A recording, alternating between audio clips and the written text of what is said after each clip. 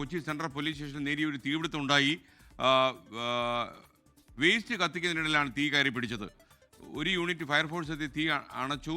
സ്റ്റേഷനിൽ പിടിച്ചിരുന്ന വാഹനങ്ങളൊക്കെ കത്തി നശിച്ചു എന്നാണ് നമുക്ക് ലഭിക്കുന്ന വിവരം. കൂടുതൽ വിവരങ്ങൾ നൽകാൻ വിഷ്ണു സുരേഷ് കൊച്ചിയിൽ നിന്ന് ചേരുന്നുണ്ട്. വിഷ്ണു, പറയൂ, എന്താ ഉണ്ടായത് ശരിക്കും?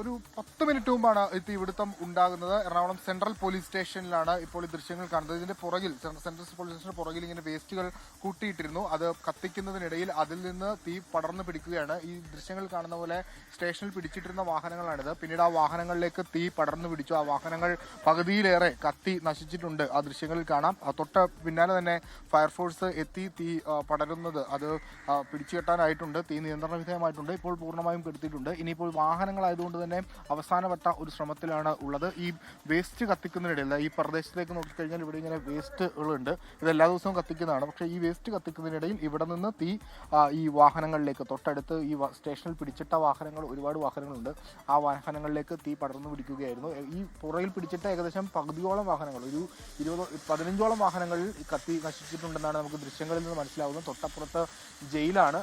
അതോടൊപ്പം തന്നെ തൊട്ടിപ്പുറത്ത് വീടുകളൊക്കെ, ഈ പറയുന്ന ഓഫീസുകളൊക്കെ ഉണ്ട്. അങ്ങോട്ടേക്കൊന്നും തീ പടർന്നില്ല. ആ സമയത്ത് തന്നെ, തീ ഉയർന്ന സമയത്ത് തന്നെ കൃത്യമായി തന്നെ ഫയർഫോഴ്സ് എത്തി. അവർ കൃത്യമായി ഓപ്പറേറ്റ് ചെയ്തു. ഇപ്പോൾ തീ നിയന്ത്രണ വിധേയമായിട്ടുണ്ട്. അവസാനവട്ട ഈ തീ അണക്കാനുള്ള അവസാനവട്ട ശ്രമം പുരോഗമിച്ചുകൊണ്ടിരിക്കുകയാണ്.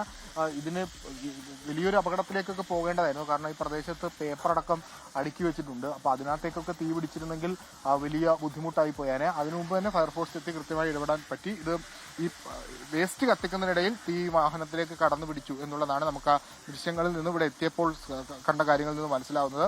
ഗാന്ധിനഗറിൽ നിന്ന് ഫയർഫോഴ്സ് യൂണിറ്റ് എത്തിയാണ് ഇപ്പോൾ തീ അണച്ചിരിക്കുന്നത്.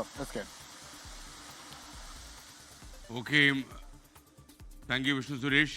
ലോകത്തെവിടെയായാലും ഏത് സമയത്തും 24 വാർത്തകളും ഓഗ്മെന്റഡ് റിയാലിറ്റി പാക്കേജുകളും എക്സ്പ്ലെയിനറുകളും വിശദമായി കാണാൻ ഞങ്ങളുടെ യൂട്യൂബ് ചാനൽ നിങ്ങൾക്ക് സബ്സ്ക്രൈബ് ചെയ്യാം.